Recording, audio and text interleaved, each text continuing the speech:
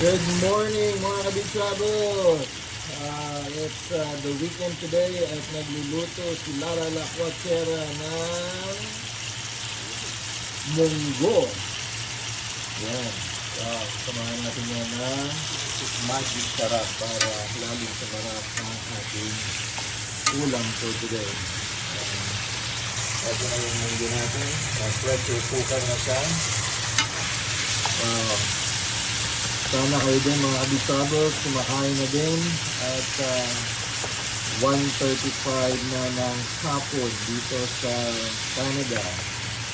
Ayan, kayo gising lang namin at sobrang pagod the whole week at marami tayong ginawa sa work. At alam niyo naman, pagdating ng cut-off, so maraming mga sinasaglit ng mga paperwork sa ating mga amo. So ayan. So, ayun lang tayo nakabawi-bawi ulit ng tulog. At nilagyan ng tubig. Yummy. Yan. Okay. Sarap talaga magluto ito si Lara Lacuachera. Manang-mana sa kanyang mommy. Si Tita Mers. Si Tita Mers yun yung may pinakasikat na restaurant dati sa likod ng FEU, Apsilugan. Yan. Lahat ng mga estudyante na pumupunta roon, nako, grabe, kilala. Kasi yung pinakasikat doon. Maraming pinagraduate ito ng mga estudyante. Kaya lang, siyempre, sumalangit naman ang kanyang kaluluwa. Love na love namin siya. Love you, mamu. Nama na ng aking may bahay na si Lalay. Lara Lacuachera. Sinahog na po ang munggo.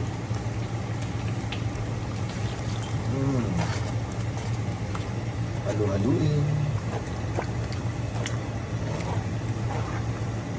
Minuduwag pa talaga yan.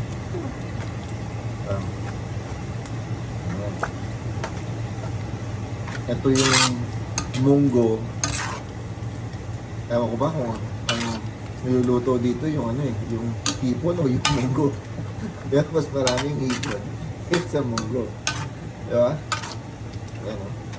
Napapalaban na naman tayo sa mga kainan ito. Sabi nga ng aking kuyang sa isa sa New Zealand. Ay, kuyang Rio Dique. Let there be more rice. Sabi nga, let there be rice. Ayan, kumain din kami ngayon. May tuyo pa dyan, sa gilid, di ba? Yummy talaga.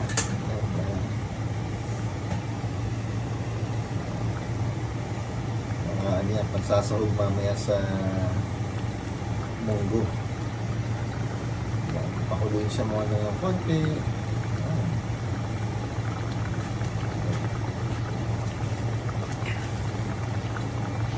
Diba? Pakuluin na siya. Maya ready na ito.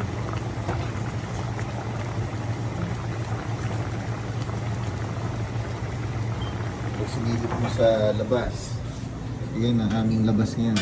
Snow pa din. Yan. Malamig na yun. It's minus 24. Yan. Kaya dito muna tayo sa bahay ngayon. Pahinga. Weekend. Marami. Tapos, ilalagay na ni Lara Lacuachera yung kanyang patis.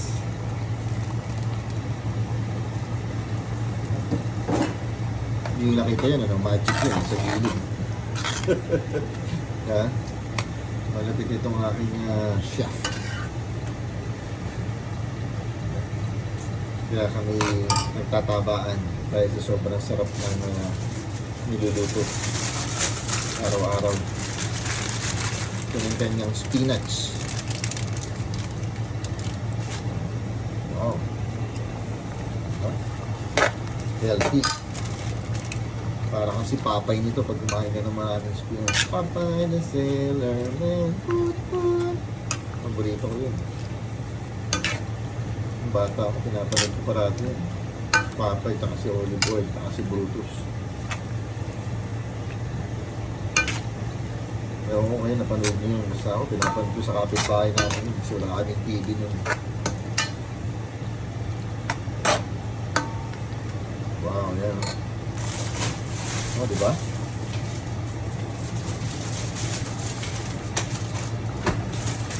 Sa atin, munggo sa Pilipinas, lalagyan pa ng ano eh. Ng, ano hindi? Bitter melon? Ampalaya. Ayan, ampalaya. Talbos ng ampalaya. Para sumarap. Kaya lang ako, hindi ako makain ng ampalaya. Saka walang talbos din dito sa Canada. Ayan. So, ang nilalagay dito is yung spinach. So, tapos na po. Ayan, ready na. Okay mga kabichabos, sana nagustuhan nito. Kung nagustuhan nyo, like naman po, share sa mga kamag-anak, mga pamilya, kapitbahay, at saka kachismosahan na rin dyan.